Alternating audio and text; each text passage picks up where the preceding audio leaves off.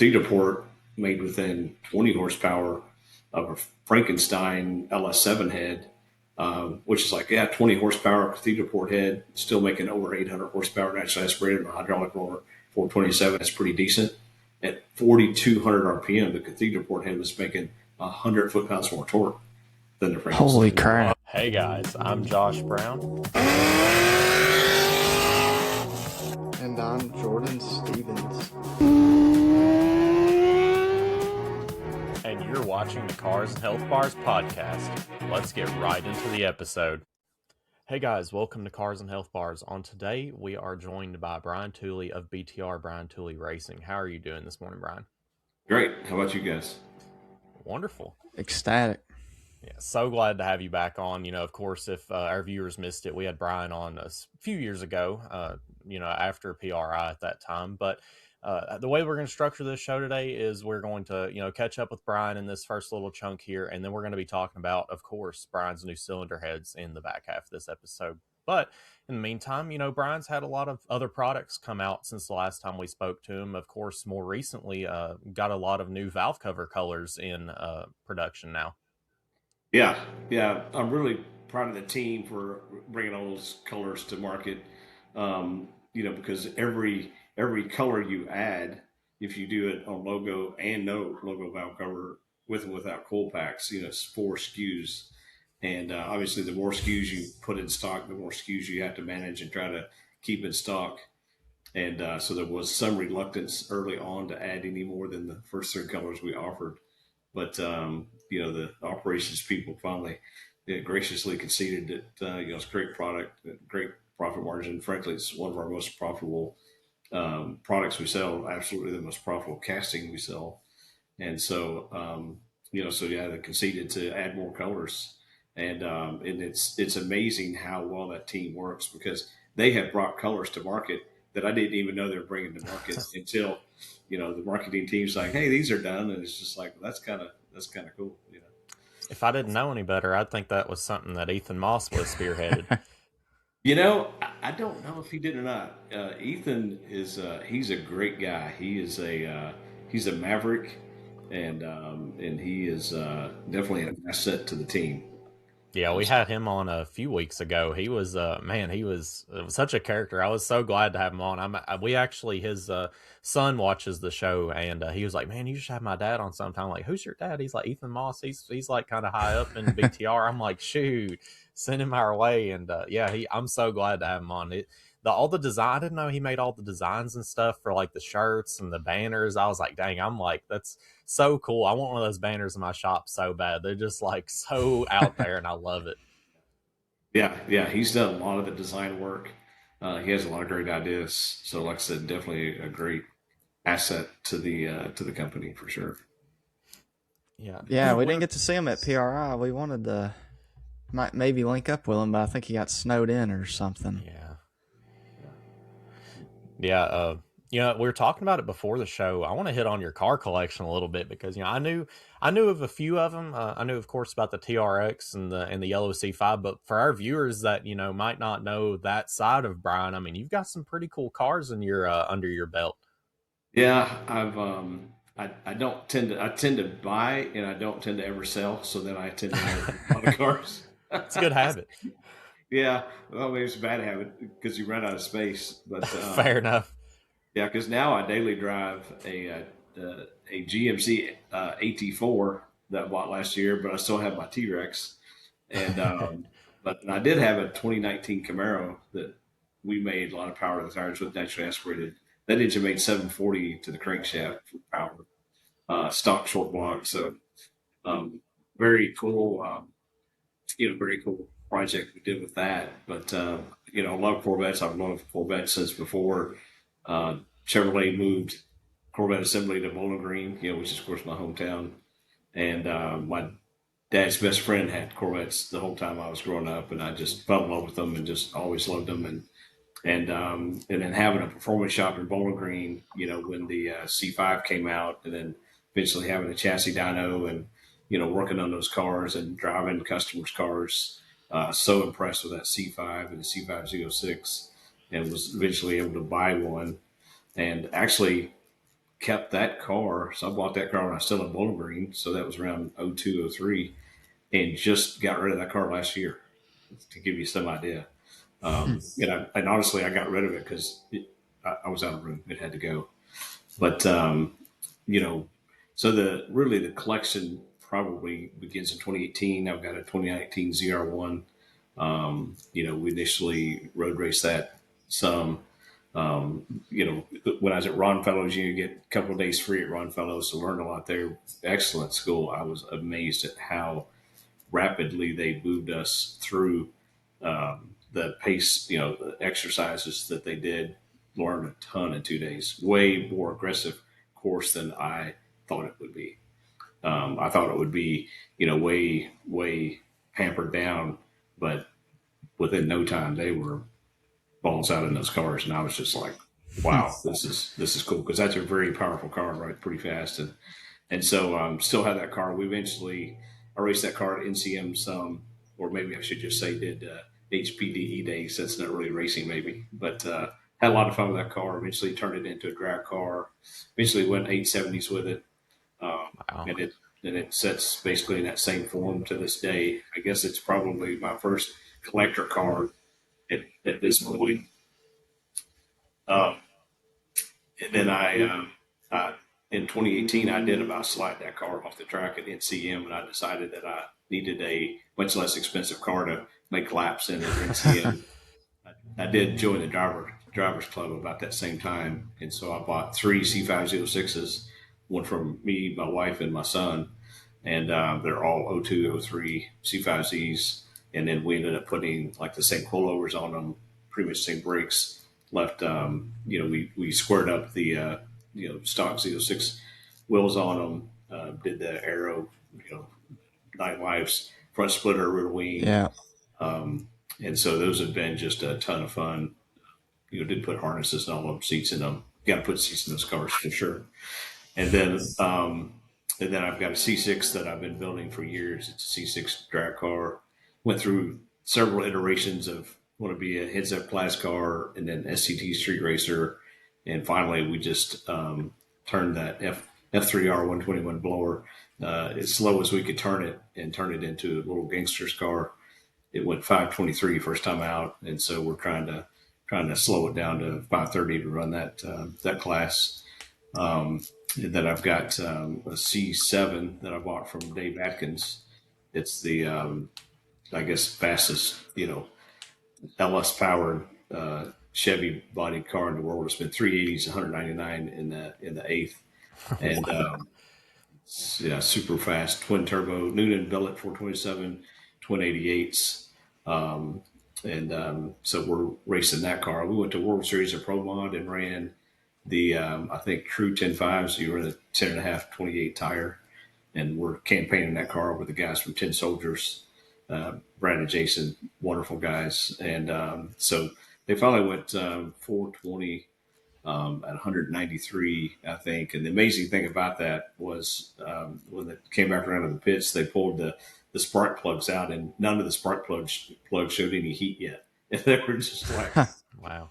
holy cow, I can't believe this thing just went 193 in the eighth. It doesn't show any heat on the spark plugs. So it's going to be interesting because we changed up fair bit since we bought that car from Dave Atkins and really upgraded the turbos.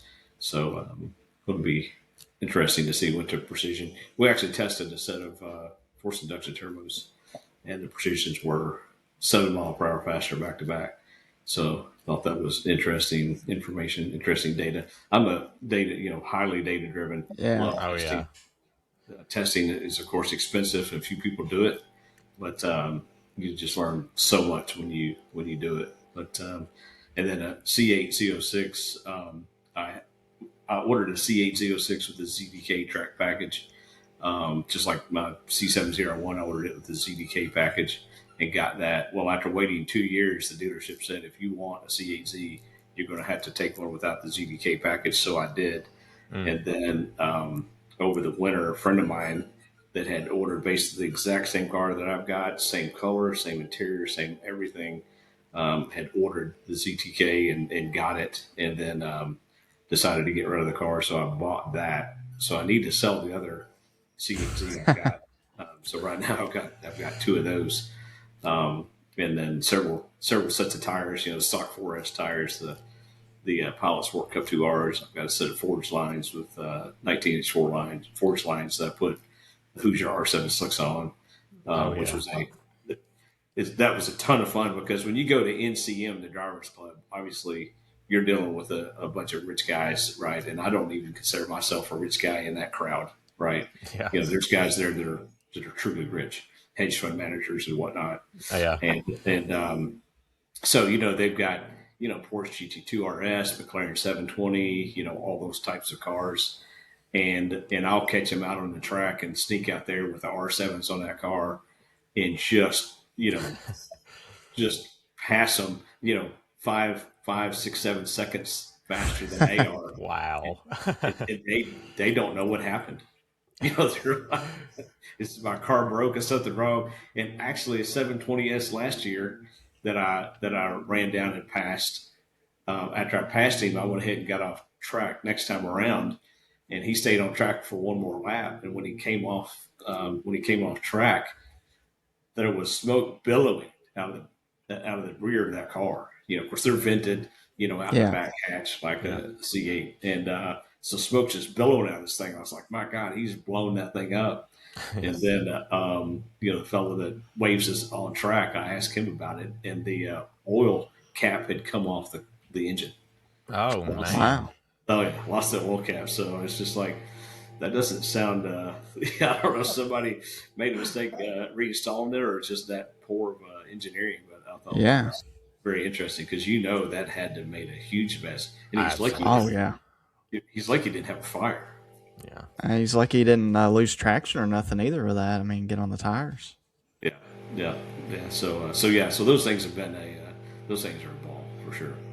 So a lot of the best Corvettes, it sounds like. A lot of people, the C8 was very controversial. There's like, getting away from American muscle, starting to look more like, I guess a European car with a mid-engine design. Out of all the Corvettes that you've had personal experience with, what would you say is your favorite Corvette?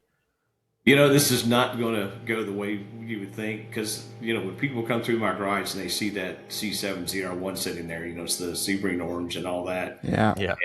And people are just like, oh my God, that's my favorite Corvette. It is not my favorite Corvette. I had a C6 ZR1 once, and the C6 that I've got has all the ZR1 body panels and hood and all that stuff. Yeah. I really like the C6 ZR1 body style. I really, really liked it. And then I guess from just driving experience, I really liked the C8. I had a base C8, the convertible car, and they got Z mode on the steering wheel, which raises the revs way up, and you get the little pop from the engine every time you upshift, downshift, and at least downshift. And man, you put the top down on that car and cruise around in Z mode. I promise you, if that's not the most fun you've ever had in a car, I'd probably kiss your butt. It's just cruising back roads on a nice day, and that thing it's incredible.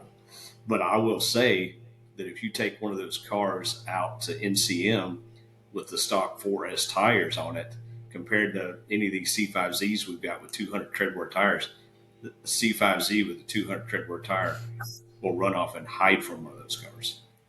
Wow. Really? Because they're too heavy, and those 4S tires are crap on the track because, it's such a different experience because rather than 50-50 weight bias like a C5, C6, or C7, it's 40-60. And so it has this initial oversteer feeling. When you first turn the steering wheel into a turn, it turns right now, right? Because there's so much less mass in the front, right? And you are further forward, so your body's physically moving faster than when you're further back in the car, and so you get this initial oversteer feeling, and then the 3,600 pounds or the convertible car 3,660 plus me, all that mass is like, wait a minute, I'm still here, and then the car pushes, so it goes from this oversteer feeling to then understeering and pushing through a turn, and it is very disconcerting.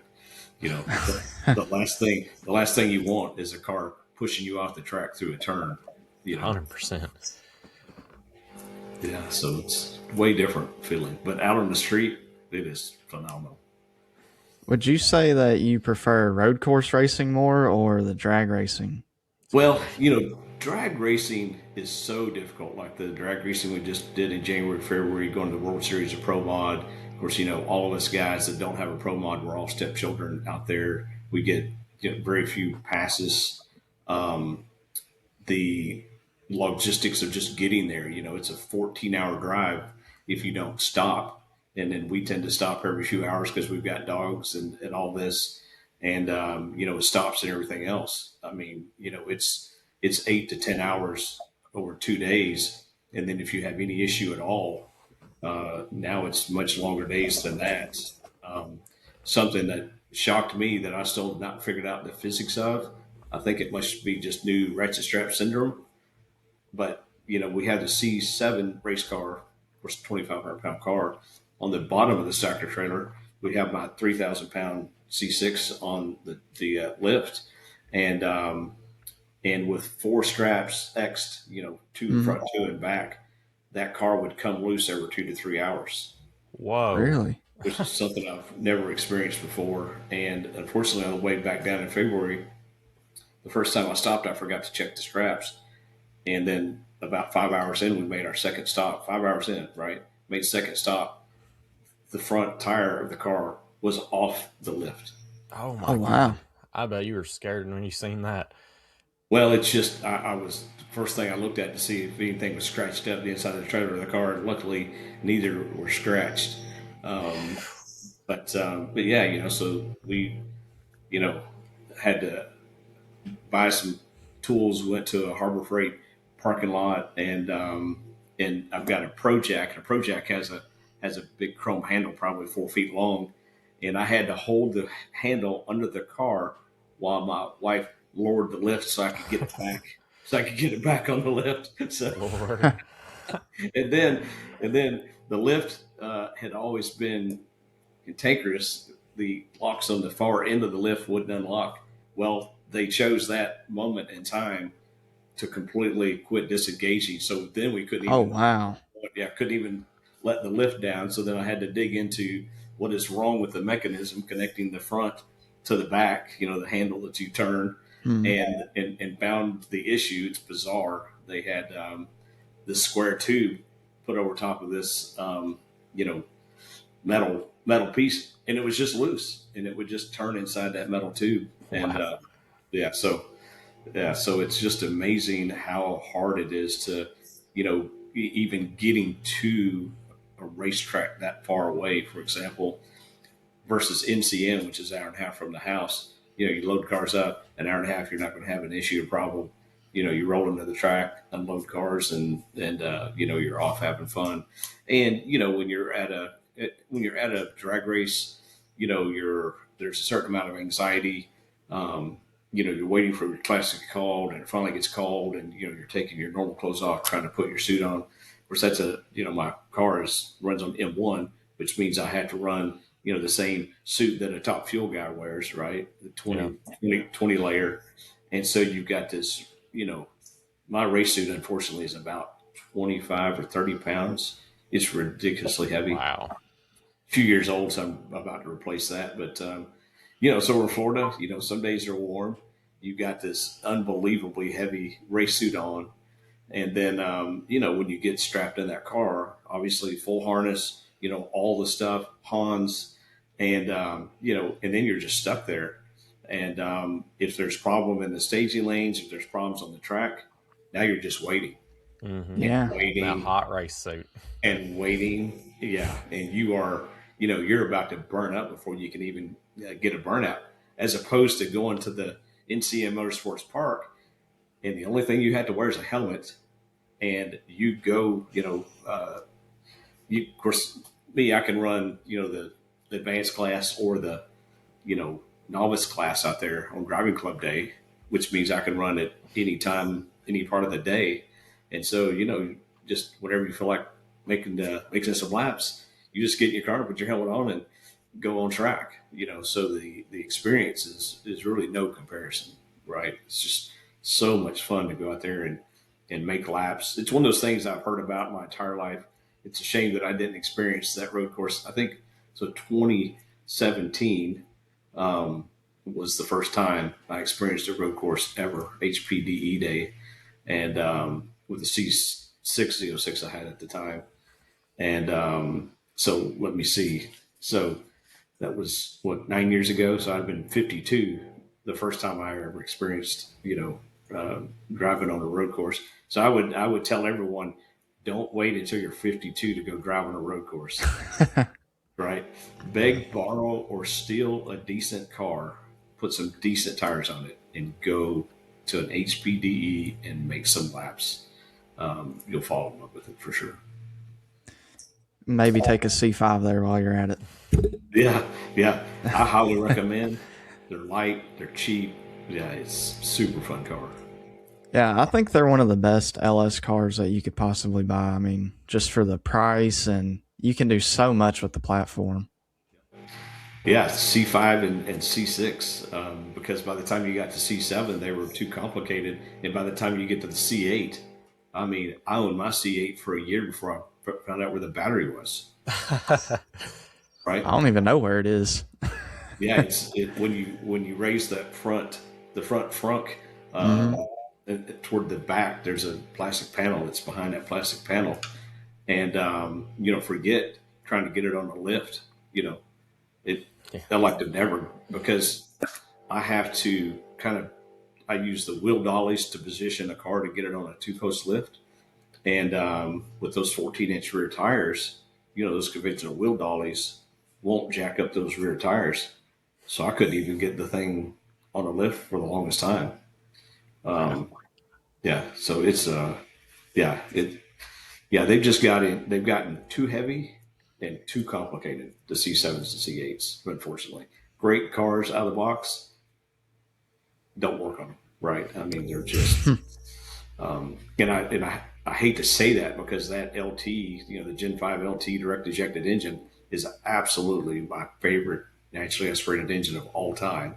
It is such an impressive engine from a horsepower per cubic inch perspective. But that C701 that I had, of course, we put 2 camshafts in it, 2 sets of two sets of cylinder heads, 2 sets of superchargers, right? 2 different superchargers. And so, that's a lot of work to R&R all those components. And by the time you've removed and reinstalled that many components in C701, I promise you'll never want to work on one again for the rest of your life. Yeah, I've pulled a couple C7 engines, and yeah, compared to the C5, C6, yeah, I'm not as big a fan. Getting around the motor mounts, I think that was my least favorite part. So much harder than it should be. And then they got rid of gaskets. Glued the engines together, which irritates me, but but it is the Gen 5 stuff is absolutely the best push rod engine ever made from an efficiency standpoint, horsepower per cubic inch standpoint, which I love. I'm an efficiency guy, right? Yeah. Whatever it may be, I love efficiency. So,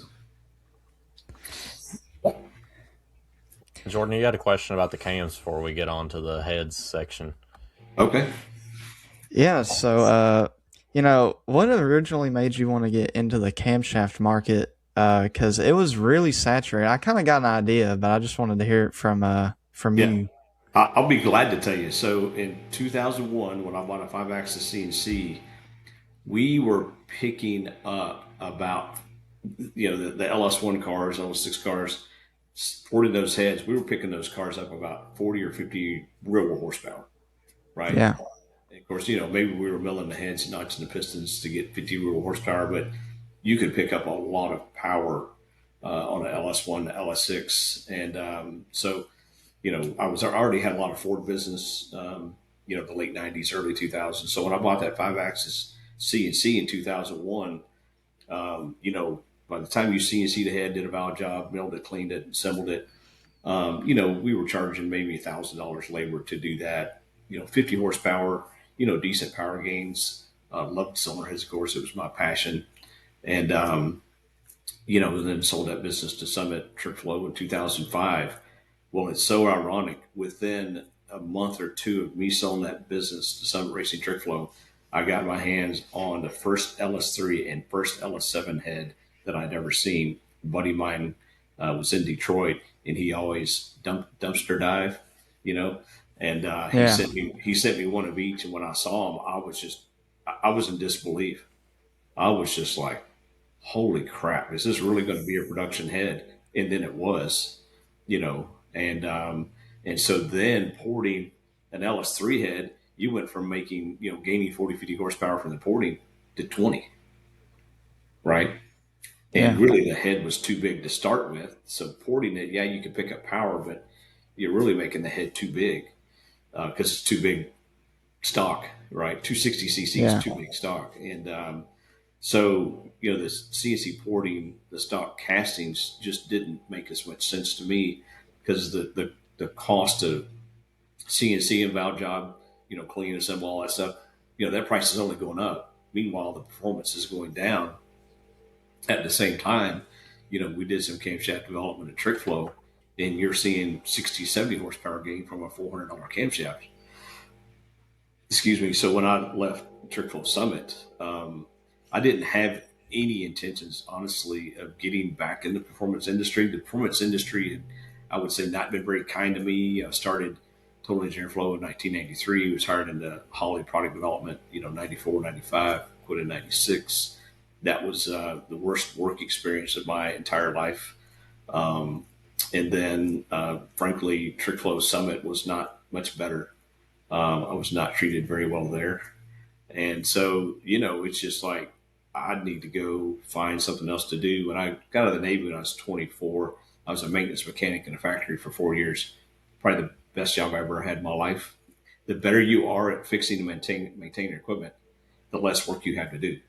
Yeah. Yeah. So you become like a fireman, right? You're just standing around waiting for something to break. Yeah. And the better you are, literally, the better you are working on equipment, maintaining equipment, right? Because you got to maintenance it, you got to grease it, Yeah. and the less work you're going to have to do. And so when I left Summit Racing Trick Flow, I did get my real estate license. I've always been interested in real estate. I did day trading for a year. Don't recommend that. Yeah, there's too many people in the world who are really good at that, and That's fair. yeah, they call it fleecing the sheep. And if you think you're going to get into day trading knowing nothing, you're going to get fleeced. And and so, but then I saw an opportunity to sell valve spring kits in the basement, and started doing that. And then the business took off from there. I can see why you'd want to get out and start your own business, though, after the history you'd had with working for other companies. Yeah. So the gains from camshaft. So to gain 60 or 70 horsepower from a camshaft change, Yeah. or a $400 camshaft and maybe $300 spring kit and some push rods and some gaskets, that was a far better bargain than porting heads. And, Yeah. so that's why I decided to go in in the camshaft business. And, initially just went into the valve spring business, but I had learned a lot about camshafts the last couple of years at Trick Flow. One of the best things that I did was I created a simple spreadsheet. You just enter the duration, intake duration, exhaust duration, intake exhaust center line, and it would calculate the open close events. Intake, open close, exhaust, open close events, and really studying those is something that I did because everybody else's calculator, they would look at intake open close and exhaust open close. Well, those events don't happen in that order, right? The exhaust opens, Yeah. right? And then you've got your overlap, and then the intake closes. And so I actually did that calculation like that in the event, in the order those events happen, and and frankly looked at everyone's cam specs, put them all in this spreadsheet: LS1, LS2, LS3, 408, 427, LS7, turbo blower, you name it, any camshaft I could get specs on. And then I really started studying those open close events, and and really learned a ton because the intake valve close, everybody knows, is the most important point. Well, if you're not really focused on that intake valve close point while you're designing your durations and center lines, you can get out in left field and really make a terrible camshaft. It's not going to perform well. And anyway, seeing those trends with that spreadsheet, and I shared that spreadsheet in 2010, 2011. I shared that spreadsheet with John Bewley, who was a truck driver at the time, and then Jonathan at Tick. And then it was so interesting because John eventually came off the road, wanted to come work for me. We started LJMS, built him a website. He started selling products. And then we were working closely with Tick on the timing events. And I spent a lot of time on the phone with Martin Smallwood, teaching timing events. And then unfortunately that relationship went sideways between us, which is very unfortunate. And then, we just, doing cam kits in the basement, started that business by myself and then hired my son and then hired my next door neighbor. And then we moved out of the basement in 2014. Right. And then, just 11 years later, last year, sold that. So I sold the business to the employees in 2018. And then just 4 years after moving out of the basement. And basically the way that employee ownership works is, you get a valuation for the business, and the valuation at that time was still a 8-digit valuation for me at 6 times EBITDA. And so I got an IOU for that amount of money. But then that note collects interest. And so the company owes me interest on that note every year. The amazing thing was if you're S Corp and you do 100% sell with an ESOP, you're exempt from federal or state taxes, income taxes, which when I first heard that, I was just like, that can't be true because that was the Obama era. We were paying 39.6 federal plus 5% Kentucky, and then another couple of local 0.5%. So you might as well say 50% of our profits went away in paying income taxes. And when I found out that we wouldn't have to pay income taxes on those profits, I was like, that can't be true. Well, I found out it actually is true. Of course, that's the stipulation. It has to be S Corp, has to do 100% sell, right? And so did that sell to the employees in 2018. And then initially it actually hurt the culture. An IOU for 8 digits shockingly basically ruined my management team, something I didn't see coming. Because I told them, like, hey, you guys stick with me. You guys will be millionaires, possibly multimillionaires someday, and they couldn't see the future. They only saw that they didn't get anything. They weren't paying attention to the fact I didn't actually get $1 at that time. All I got was an IOU, right? Yeah. And so, but then the people that came in behind them, were like, what? This is employee owned. I earn stock by just working. It doesn't cost me a penny. They thought it was fantastic. Yeah. And so, we grew the business and grew the business and grew it, and then was approached. We were approached a couple of times by private equity. We were approached again last year in 2025. And we got a very good offer, a little over 7 times EBITDA. And that put almost $40 million in the pockets of the employees there. Wow. Yeah. Which is, I would like to think that that's the best thing that I've ever done for people in my entire life was that employee ownership and then subsequent sell to private equity. A lot of people think selling to private equity is a horrible idea, but then they don't understand all the other stuff that we want to do and how much money it's going to cost us, right? Because I personally own the buildings, and I've already personally have spent $4.5 million on the buildings we have now, and then the 83,000 square foot expansion that is currently underway is another $8 million expansion, and that's all on me personally, which is a lot of money. And so, absolutely, yeah, ton of money. It's like the definition: I got to spend money to make money. It's true. It's true. And you can't, space, what happens with business is ultimately you are choked by something. And in the e-commerce space, you're ultimately choked by space. You have to have space. Yeah. And it's so funny. When we moved into the first 15,000 square foot building, I told my people, I said, we'll be out of room in 5 years. And 5.5 years, we moved into the 30,000 square foot expansion. So at that point, we're tripling our room. And we were absolutely out of room at that 5.5 year mark. And then they asked me, they said, how long will it be before we outgrow, this space? And I said, we'll outgrow this space in about 3 years. And they said, Wow. well, the math doesn't math there because, so we tripled our space, but we're outgrowing it. We're going to outgrow it in a shorter amount of time. And I said, that's correct, because the velocity at which we're adding inventory is ever increasing, because we were selling more each year at higher profit margins, which meant that we were adding product to the shelf at an ever increasing rate. Right. And, to give you some idea, in 2004, I think, or not 2004, geez, in 2020, I think we hit about, COVID era, I think we hit about 4 million in inventory. And I was just like, holy crap, that's a lot of inventory. Yeah. Well, a few years later, we were at 10 million. Right. And, that takes a lot of space to put that much product on the shelf. And then once we went into manufacturing, having camcorders in stock, having all those castings ready to machine, it's just a lot of space. Absolutely. I want to thank Blackout Coffee for sponsoring this episode of the Cars and Health Bars podcast. As you know, I work a blue-collar job just like most of you all do, and I need me a cup of joe to get me started first thing in the morning. I always like to hit some of this dark roast, brother. It puts hair on your chest, gets you good and woke up.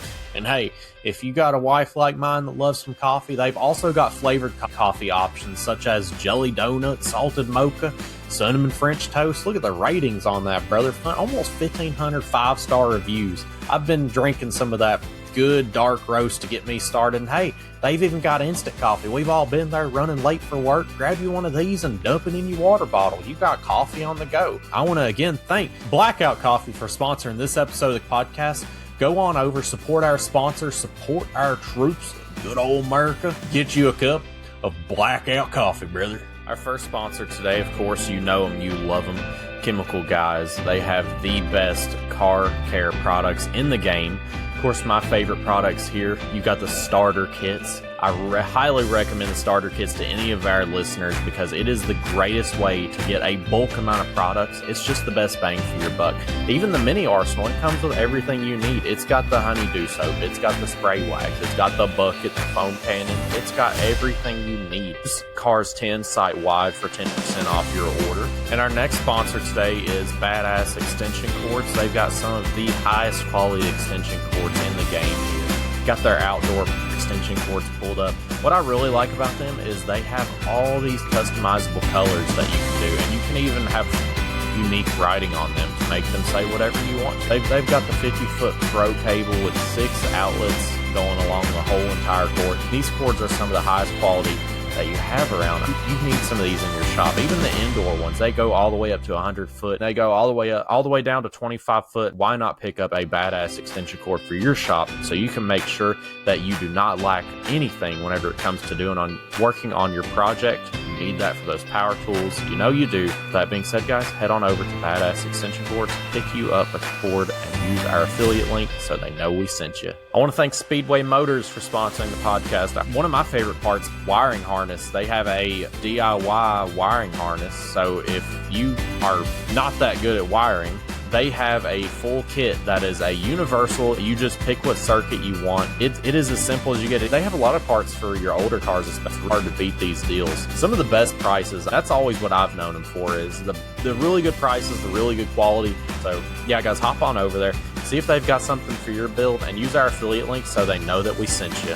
And with that being said, guys, let's get right back into the topic. How has it been expanding into the cylinder head manufacturing? How much space has that took up? It's not taken up a ton. I would say, honestly, it's probably only taken up a few thousand square feet. We have a Mazak C600 pallet pull machine that has 24 pallets, and we can put 2 heads per pallet. We currently only have 12 pallets with cylinder heads on them, but like I said, we can put 2 cylinder heads per pallet, so it's 24 heads. There are 4 operations per cylinder head. Oh And wow.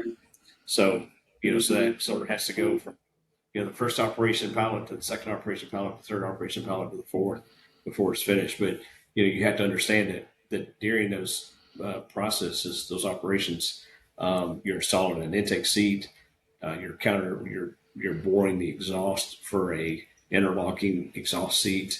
Mhm. You're inserting powder metal guides. You're sizing the powder metal guides on a CNC. So there's a lot of operations that happens. Um, As a CNC machinist by trade, I was curious myself. How long does the operation take from like I understand you got different operations, but from start to finish, from like how it comes from the foundry to how it ends up on the website? How much machine time does that take? Machine time right now it's about an hour, which is Wow. which is actually a little long. We were Yeah. hoping we could do that in 45 minutes. Um, so, but something that we did right very well. Fortunately, through you know, they say relationships and having friends in low places. So I've got a friend who works on the assembly line north of Nashville, Tennessee, where Chevrolet actually produces all the Gen 5 LT1 heads. Okay. And so I was just like, hey, could you happen to get me a picture of the tooling that you guys use? Which Ha ha I ha. don't think I don't think Chevrolet would care, right? Yeah. And so we established a relationship with that tooling manufacturer. And so the tooling that Chevrolet uses to, bore for the seats, to Hmm. size the guides, to do a lot of those operations, we bought that same tooling from that same tooling company, same tooling vendor. And, so that's really allowed us to, machine those heads much faster. You being a CNC machinist, you understand, machining parent metal, so you got, parent metal, Oh, you know, absolutely. seats and guides, and then honing the guide once it's inserted, the powder metal guide. Um, frankly, having that relationship with him, getting that information was, nothing short of a godsend from my perspective, right?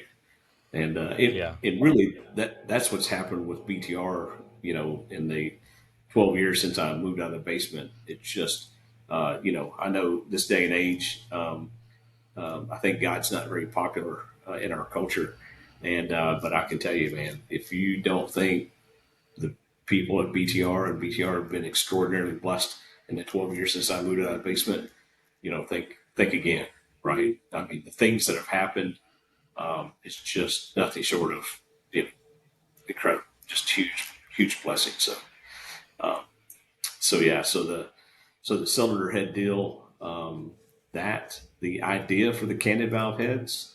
I actually, when I was at Trickflow, we developed all these heads. One of the first heads we developed, was the Cathedral Port Trickflow heads, and then we eventually had to develop ports for, their Ford High Port head and the Twisted Wedge heads and their Cleveland heads and the A460 big block Ford head. So we're developing ports, well, and the two valve modular cylinder head. And Yeah. that cylinder head was actually my idea, my design, and you know, quite a bit of effort went into that cylinder head, and then LS3, LS7 heads was on our list, and I wanted to, and really this idea came from the LS7 because I'm looking at LS7 head one day, which is the only LS head that ever had the pedestals made into the casting, right? Hmm. Yeah.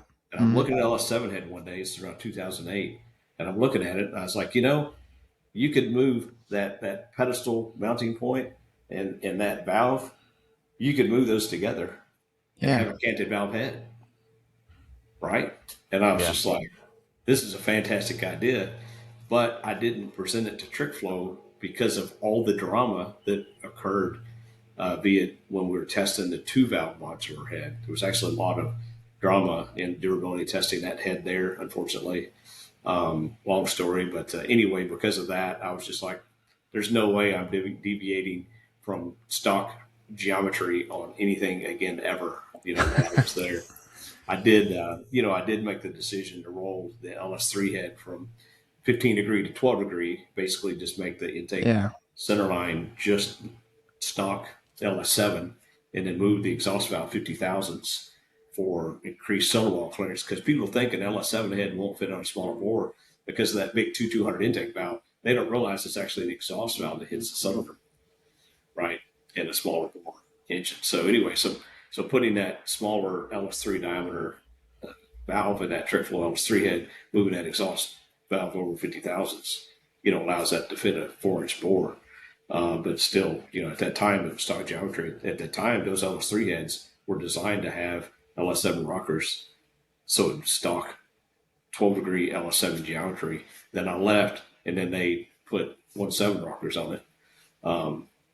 LS rockers, which is a whole another story there. But anyway, so the gentleman who founded Trick Flow in the 80s and sold it to Summit in 93, a gentleman named Rick Smith, tried to hire me into Trick Flow in 1996, which is what eventually led Trick Flow Summit to buy my business in 2004. And so in 2018, when I had the ability to hire him into BTR, of course I did. And he's just once again, godsend, wonderful man. And everybody assumed we'd be making solar heads right out of the gate. And I'm like, nope. Yeah. We're going to make simple stuff that doesn't hold water. We're going to make intake manifolds, valve covers. And once we get good at making simple stuff, then we'll try to make something more complex. And it's a good thing we did it in that order, because if we had done the cylinder head idea early on, like 2019, 2020, it would have potentially put us out of business. I felt like we were waiting on these heads forever. I mean, we were talking about these heads back in, I think 2022, whenever we originally had you on. Yeah, we had castings in hand. Now they were made from 3D printed sand cores and molds. But yeah, we had castings in hand in 2022, spring of 2022, right? And so that's how long this process has taken. I mean, it's 4 years and over $2 million. Yeah, I gotta ask, why did you go with a porter's head instead of selling like a bolt-on head? I imagine machine time and cost has a lot to do with that. But just for our viewers, why did you decide to go with the porter head? I will be glad to share the methodology behind that and the strategy. There's methodology and then there's strategy. So I'll talk about the methodology first. So when we went with this semi-permanent mold tooling, so semi-permanent mold tooling is very rare in the aftermarket solar head market, right? Almost no one spends hundreds of thousands of dollars to make a semi-permanent mold solar head tool, right? They make them out of air set or green sand, right? Much more affordable casting process, much more affordable tooling. But we wanted, I guess it's like our valve covers. We first did our valve covers in green sand, and the clarity of the logo was not good. There was some porosity, blah, blah, blah. And then we looked into doing die cast tool. And the die cast tool, we got a much better casting. The logo was improved, I swear, 10,000%. And the piece price went down to a third what we were paying for green sand castings. Whoa. So you get a better casting for less money. And that's kind of what happens with semi-permanent mold, because, the bottom of the head is made with, a steel. You've got a steel mold.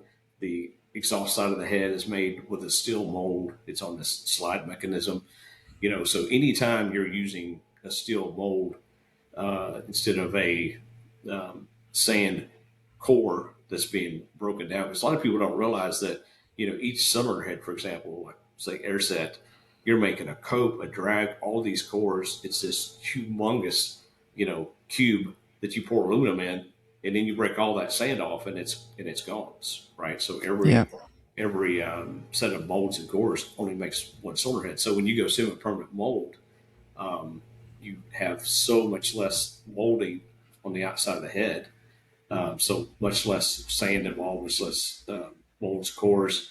But the other benefit is, because you have less sand, you also get less outgassing from the binders in the sand, because the binders that bind that sand together, when heated, can outgas and cause porosity, right? And then you also end up with a faster cycle time. So you've got You've got less cost because you're not making, great big humongous sand molds. You've got better quality because you've got less outgassing, less porosity, and then you've got faster cycle time, which actually yields lower cost. Right. So if you can afford to spend hundreds of thousands of dollars on a semi-permanent mold tool, that's the thing to do. So that's what that's what we did on the tool. And then what was the next thing I was going to lead into with that?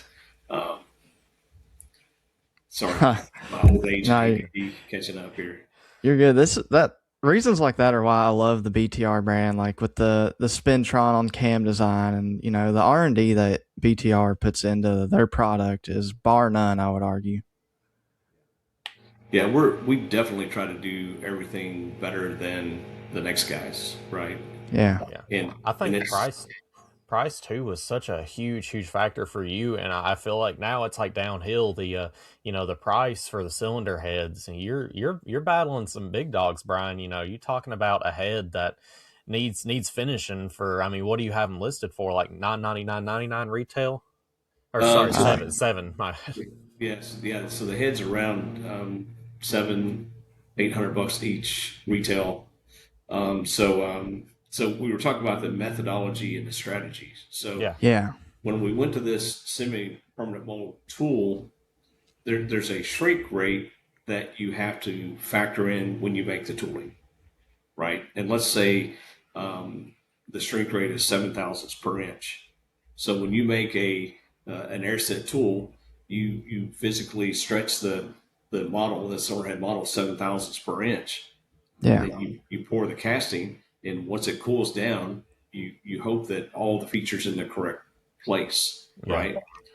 Well, the dimensions that the foundry was giving us off the semi-permanent mold tool were really high, higher shrink rates than anything we had ever seen, something like in the 9.5, 10, 11, 12 thousandths per inch range, which didn't sound right to us. And so we realized what we were going to have to do is come out with a porter's casting first. And then once we had production heads, put them on the CMM, measured the intake port center lines and see if they are 4.400 or if there's something other than 4.400. And then we could then use that math to make the final intake and exhaust port cores to make the as cast heads. Okay. Okay. Because the as cast head, because you're making an as cast head, those intake and exhaust ports, they have to be exactly in the correct place. And if they're not, then you're giving up airflow and power, right? Right. So that's the methodology behind doing the porter's castings first, and then the as cast heads as soon as we possibly can. As soon as we can That's get the tooling made, the as cast heads will launch. But then there's also strategy behind this because this is something I learned in the basement selling valve springs, right? When I launched this business to sell valve springs out of my basement, it was selling these valve springs to dealers only.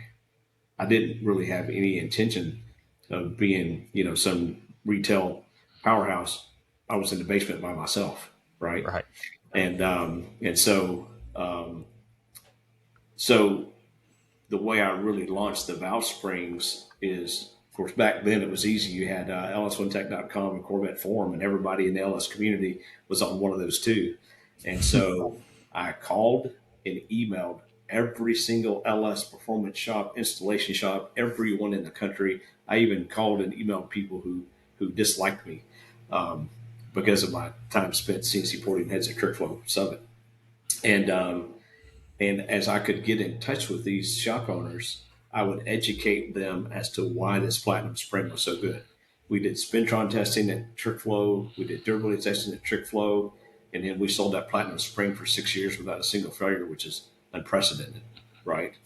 And so the lesson that I learned from contacting all those shops and doing that education is they then started recommending those springs kits to their customers. Well, their customers, they may live in a city or state that's got 7, 8, 9% sales tax. So guess what their customers would do? They would get on our website and buy them and say say that cell stacks, right? And so I learned the power of educating people as to what works, and then word of mouth, right? Word of mouth absolutely grew BTR initially. So I knew the way that we were going to have wide acceptance of our cylinder heads in the market was by launching a porter's casting first. And here's why. So you have to go all the way back to the 90s when I started porting heads. In the 90s, um, none of the cylinder head manufacturers in the United States offered their own cylinder head CNC ported, right? CNC porting was a brand new thing. AFR was really first to market in a large scale. That was the late 90s. And so, when I bought a 5-axis C in 2001, I'm porting trick flow heads, Edelbrock heads, Canfield heads. I'm porting all these heads because the manufacturer didn't offer those heads ported. Well, that fell one by one by one. Okay. By the time I sold my business to Silver Racing Trick Flow in 2004, they were the only cylinder head manufacturer in the United States who did not offer their cylinder head CNC ported. Right. So I saw the writing on the wall from the mid 90s when I started totally engineer flow to 2004. It's just like, you know, porting aftermarket heads is coming to an end because all the aftermarket manufacturers bringing that in house, right? Yeah. And so, but what that did, the unintended consequences of that was all of these shops that had CNC machines, ported heads, and all that stuff. It starved those guys of work, I can right? see that, yeah. Starved them of work. So guess what we've done? We've reversed that. We just gave them all something to do. Yeah, gave them heads to work on. Because porting stock castings sucks. Because most of them are already too big, Yeah. they're too thin, they're not designed to be ported, right? I mean, we've been doing this supercharger testing on an LT4, and incurred an issue during testing, and took the cylinder head off, and it had been CNC ported so thin that it blew a hole between the intake and exhaust port bulbs. Wow. Right. And so these OE heads they're just not great heads to port. And the other thing, to get 100% cleanup on a stock casting is very difficult. And you can port a pair of heads, and you can have one intake or exhaust port that has one spot not as big around as a dime where the casting doesn't clean up, Mm-hmm. and the customer will call you, "Hey man, why didn't you port my heads all the way?" And it's just like, yeah, trust me, the CNC ran over top of it. It just didn't touch that area, right? Yeah. And so porting stock castings is very difficult. It's not a great business model. Of course, you're dealing with used castings. They're dirty. You got to clean them up. That's not necessarily easy as well. So giving all these shops something to port, frankly, a lot of them are elated. GPI was probably the early adopters on our cylinder head. They actually, Aaron, who's the owner of GPI, came to BTR, brought their best LS3 heads, which is a Brodix LS7 casting, small bore casting. Yep. And so we dyno tested those. And at the point that we were about 20 horsepower ahead of those heads, I sent him a sample head, and he called me. He said, "We're going to quit selling the Brodix head. We're only going to sell your head." That's impressive. Yeah. I mean, 20 horsepower. Who's going to say no to that? Exactly. And so of course, designing it around the LT1 valves, you got a nice 93 gram hollow stem valve, where everyone else selling LS3 heads in the market, they're using a stainless valve, right? No one is offering titanium for sure. And I don't know hardly anyone offering a hollow stem valve unless it's just a secondary option, and those, huge 2165 valves in stainless, solid stem stainless. I mean, they're 120 gram intake valves. That 120 gram intake valve is very difficult to control and very problematic. Obviously, it's very unstable at higher RPM. And then you end up having lots of valve train issues, right? Yeah. That mass, that heavy a valve is so hard to control. Basically, you're not going to control it hardly pass 7,000 RPM unless you just put very special baby soft lobes on the camshaft.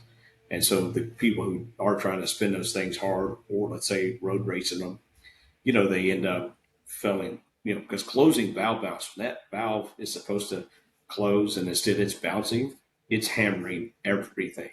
Yeah. It's hammering Yeah. the seats in the head. It can hammer the valve hard enough that the valve head pops off the valve, right? It's hammering rocker arm trunnions and really hammering the lifter. The lifter is probably the weak link in an LS valve train at this point. And so that's why you see a lot of lifter failures, because it's just the weakest link. I feel like it used to be the valve spring, and the valve springs got good enough that it's just the lifter failing, right? And so we knew that we needed a light valve option. And so, we're selling those hollow stem LT1 valves. We actually were able to go direct to the manufacturer who makes them for Chevrolet and get an unbelievable price on them. I mean, we sell those valves to dealers for, I'm not even going to tell you how cheap, because retail they're only about $15 a piece. Yeah. Which for a hollow stem valve, if you had to go to Ferrea and buy a hollow stem valve or somebody else, well, you're probably spending $30 a piece for a valve. Yeah. I just bought a set from GM. Yeah. Yeah. I mean, you paid over $20 a piece. Yeah. Not cheap. Yeah. You could have came to us and bought the same valve for around $15. Maybe that's what we did. I can't remember. I think I did pay $15-$16 with that shop's discount. I think I got those, and I got a set of valve springs from you because I just had lifter failure, unfortunately, in my build. Oh, what, in a Gen 5 engine? No, LS3. LS3, yeah. Yeah. Oh, yeah. So you're dealing with the LS3 hollow stem intake valve. I actually No, was he's L99, so L99. I had the heavy ones, yeah. So, You had to hit it off. yeah. But Now, redoing everything, thankfully. Yeah, and that heavy valve in that engine is about 110 grams L99, and once again, even 110 grams. I mean, once that valve gets over about 100 grams, with all the, because you look at everybody's lobe designs, those lobe designs, they're designed for LS1 valves, LS3 valves, LS7 valves, which is titanium. They're not really designed for valves over 100 grams. And so when you get into heads that actually have 110, 120 gram valves, you have long-term durability issues. Yeah. I want to hit on the these heads, they came out. I mean, what day did you put them out? Because I feel like I found them on the website before there was very much PR, because a friend of mine, he's got a guy on the inside at BTR that he's buddies with, because he had a set of heads before I even knew they were out yet. I had to do some research, and I didn't actually find it on the website without a part number, because I wouldn't say very much PR about it, because I guess you knew they were going to be on back order. I mean, those heads flew off the shelves before there was even shelves, I feel like. Yeah. We were not getting the volume of castings from the foundry that we had hoped. Of course, we thought we were going to launch these heads in February 2025. Because the tooling was finished around December 24, January 25. So we thought we were launching these heads a year ago. And then we had frosting problems, really blow problems that comes from the gating and riser design that the foundry chose for our cylinder head. And then we ended up having a metallurgy issue, which they call it long dendrite arm spacing for the engineering guys. But basically, I was talking about air set tooling and green sand tooling. A lot of those toolings, they'll have what's called combustion chamber shields, which you have these 4 pucks that are made of cast iron or aluminum that's in that's in the mold. And so when that aluminum is poured, those chills or pucks pull the heat out of that aluminum and start the solidification, from the bottom of the casting up, which is what you want. So we kind of knew that. No one internally to BTR was an expert on semi-permanent mold cylinder tooling for sure. We picked up a consultant around March, April last year, and he said, look, he deals with all the OEs that have semi-permanent mold castings cylinder heads tooling, and he said 100% of them have water cooling through the chambers. And our foundry said, you're not going to bring water into our foundry, because water, when it flashes to steam, expands 16 times, which is also known as a bomb, right? Yeah. And, so they wanted to exhaust every possible scenario of gating, risers, everything, and we just never could get the mechanical material properties that we needed on the deck of that head in the chamber. So they finally conceded to that we were going to have to water cool the casting. So had to pull the tooling from the foundry, send it out, get it machined for the water cooling, and bring it back in house and work through all that. So we really thought, once we had the water cooling and all of these things done, we were really going to hit the ground running. Well, they started pouring heads, and they were still having about 40 or 50% fallout. And so, then they're going to have to work through all their processes, and they found out they had silly stuff like two of the combustion chamber water hoses were switched. So when they're trying to regulate temperature to one, they're actually screwing up the different one. And so it's just stuff, that issues they really shouldn't have had.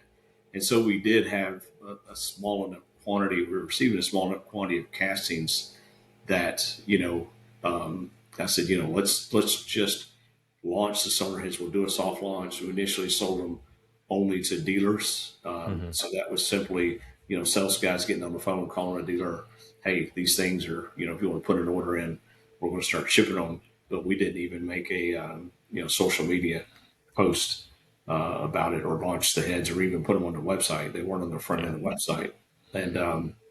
And so, yeah, we, you don't want to, I think, make a huge splash about a product that you don't really have. That's fair. Right? And so, they have cast over 100 LS3 castings thus far this month, which is pretty good. And so looking forward to getting all those in house, and they're spending the rest of the month casting the cathedral port. The cathedral port is selling a little higher volume than the LS3 square port, but you can put those heads on a 5.3, 5.7. Oh, yeah.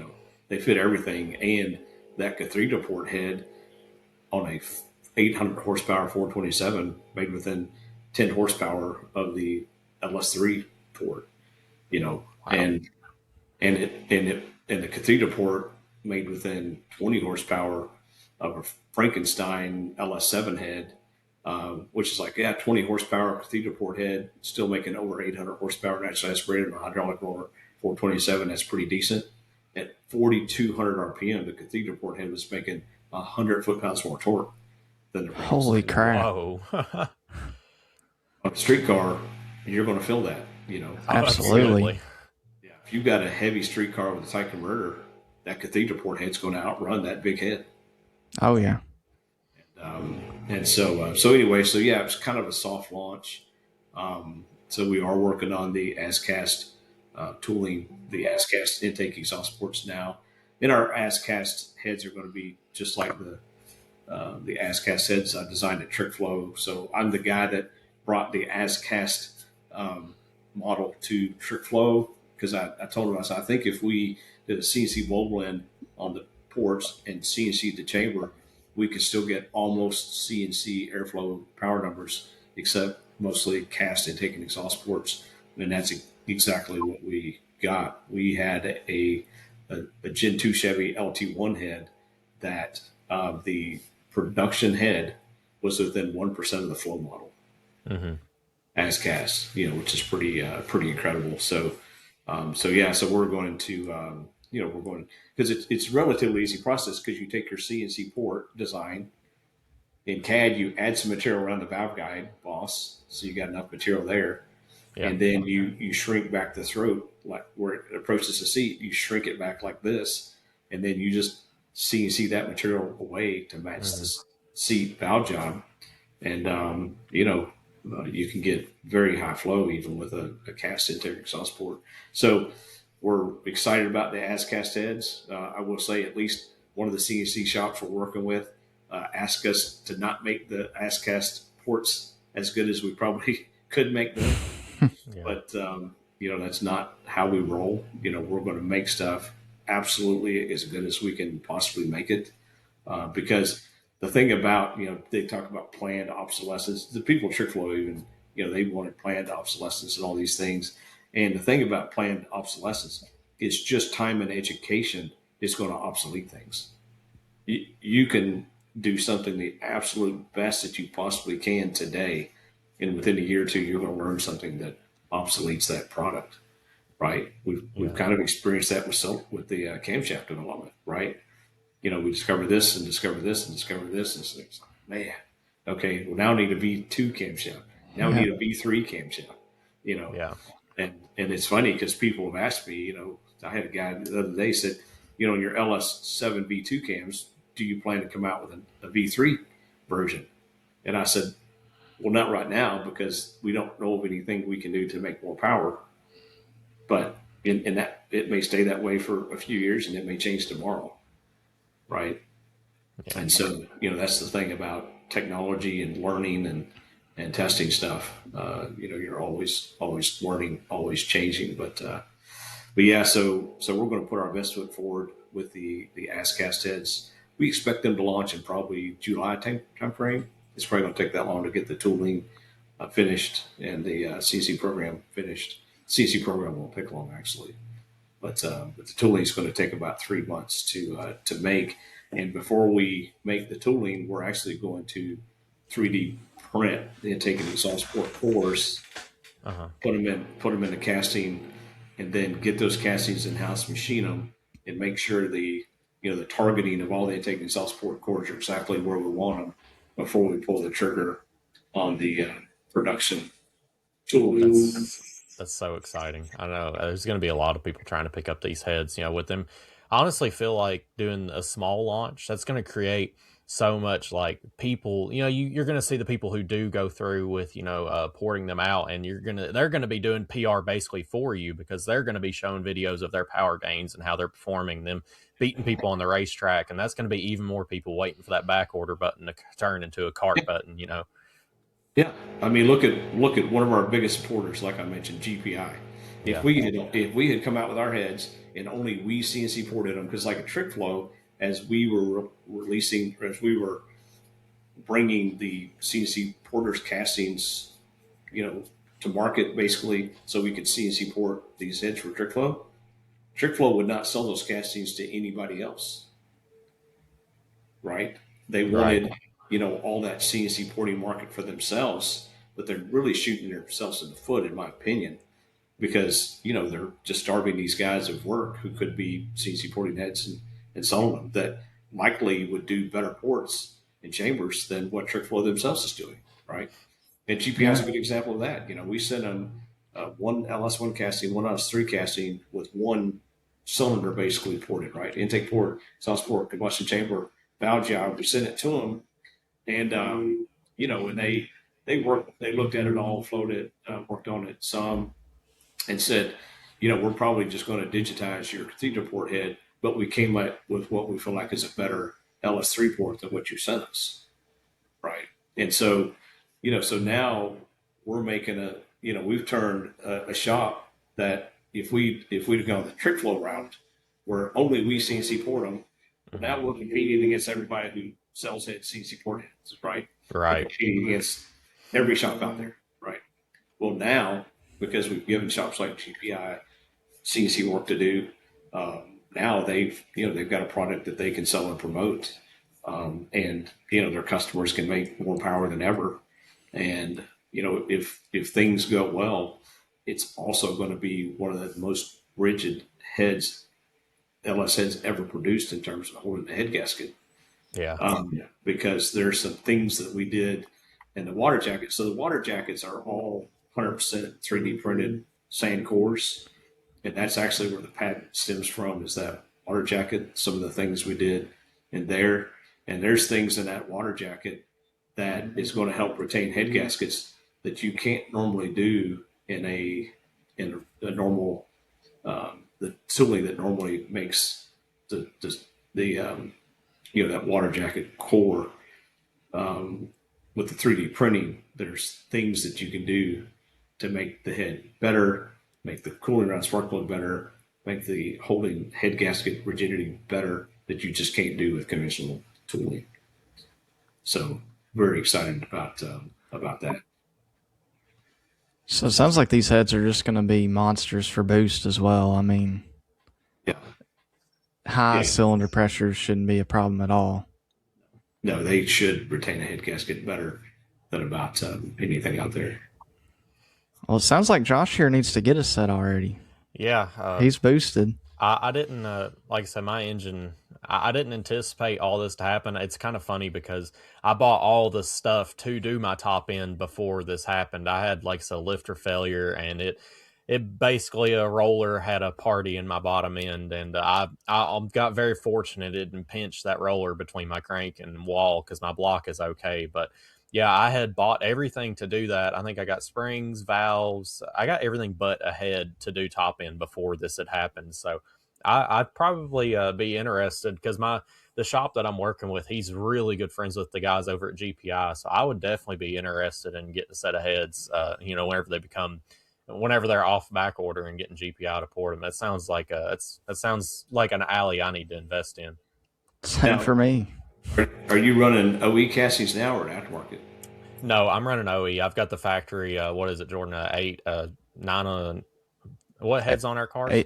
L99 head. I don't remember what the cast is. I don't know. That. Yeah, it's a factory L99 head. I mean, I've not been very disappointed with it. I'm running a Torque Storm supercharger. I think we made 774 on, like, I don't remember what timing. It wasn't very much. So I was pretty impressed, but I'm sure, like, I'm going to 416 stroker now. So I'd be pretty invested in seeing what that would do, what your head would do for my build. I mean, now that I'm forged bottom end, I'm not going to be afraid to kind of push some horsepower out of it if it's available. Yeah, for sure. Yeah, it would be interesting to see because these heads are going to shine probably more on a supercharged application than turbocharged. Turbo is sensitive to better heads as supercharger, even naturally aspirated is. Yeah. Of course, getting the hollow stem valves, if compared to a heavy valve, it's going to help durability and RPM ability. We do have powder metal guides in our heads, because that's something else. Yeah, that was interesting to me. Yeah, because everyone else, and we did tons of durability testing at TrickFlow. We tried to get bronze guides to live with stock rockers. We used all types of exotic materials. We did tons of testing, and it didn't matter what we did, bronze guides wore. And so we came to market with powder metal guides. I was the guy that actually did the tooling development at TrickFlow to bring those powder metal guides to market. But TrickFlow sourced the powder metal guides. I never knew anything about the metallurgy. Well, as we were working on our heads the last many years, we did identify the manufacturer of valve guides for Chevrolet, and I was able to get in with them, and so they basically made us an LT1 guide that has metallurgy better than even an LT1 powder metal guide has, because a bronze guide, when used to stock rockers, they will wear out. Sure. I don't care what you do, they will wear out. All the people that push bronze guides, all these machine shops, they'll tell you they're fine. The cylinder head manufacturers that make cylinder heads and bronze guides will tell you they're fine. They're not fine. They will wear out. When you pull a head, an LS head off of a truck with 300,000 miles and it has 1/10,000th guide wear, that is a very impressive thing. And then you pull a set of aftermarket heads off a car with 15,000 miles and it has 7,000th guide wear, 70 times as much in a fraction of the time. There's no doubt in my mind, that bronze guides are a problem. But to this day, there are shops that swear they're not a problem. I think we talked about this last time you're on about how much wear you see with the bronze guides. That's something, I'm in the cylinder head market right now too, I got a 416 stroker I'm building, and I really don't want a guide like that. The powdered metal would be so much better. Absolutely is. 100%. Yeah. But Brian, we don't want to take up all your time here. It's been a pleasure having you on. I mean, there's always so much to talk about with you. These heads, I mean, I think us along with everybody else in the LS and space is just so fired up about these heads. So happy to finally see them make it to market. And I'm not gonna lie, I'm probably gonna try to pick me up a set. Same. Yeah, they're absolutely game changing. And that ass cast head, because here's the reality of that ass cast head. Let's say the ass cast version loses 10 horsepower compared to the CNC head. Yeah. It's still 10 horsepower better than the absolute best LS3 heads we tested. Right? Because we tested all these aftermarket LS3 heads, and ironically, the top three pair were within 1 horsepower. And 2 were 12-degree design, and 1 was 11-degree design. And so then, if the ass cast head makes 10 more horsepower than those heads, and you bring it to market for $2,000 or something, you're going to, we're going to own, in my opinion, the 100%. bolt-on cathedral port LS3 square port market. I think we're going to own it 100%. Yeah, definitely. I couldn't agree more because, these, let me say it's going for like $400,000. Like, oh no, or $3,400. My bad, but oh yeah, or 5,000. Right. Yeah. Well, guys, I hope you enjoyed Brian. Of course, go check out BTR. He's got all kinds of products. He's got these new cylinder heads, and of course, BTR is the go-to for your camshafts. I mean, they always owned that game, in my opinion, and Jordan's as well. But yeah, Brian, I thank you so much for your time today, and hopefully we can have you back on whenever you get those heads ready to just be bolted onto a block. Yeah, sounds good. Sounds good. All right, guys. With that being said, we're going to throw it to an outro, and we will see you in the next one. Post-editing Josh here, haircut. It's been a while since we recorded this episode, but I want to say if you guys sat through this marathon of an episode, please be sure to go on over to BTR and look for some stuff for your belt. I can't thank Brian enough for coming on our small little podcast to share information about his new cylinder heads and all the other products he has going on. If you don't have the money to buy some nice cylinder heads from Brian, I mean, that's your loss, but Brian's got a lot of other cool stuff going on. I particularly am super big on the new valve covers he's got, but here or there, guys, go check out Brian's stuff. And with that being said, guys, we will catch you in the next one. Brother, what are you still doing here? Check out some of these social medias below me. If you're not following, go change that today.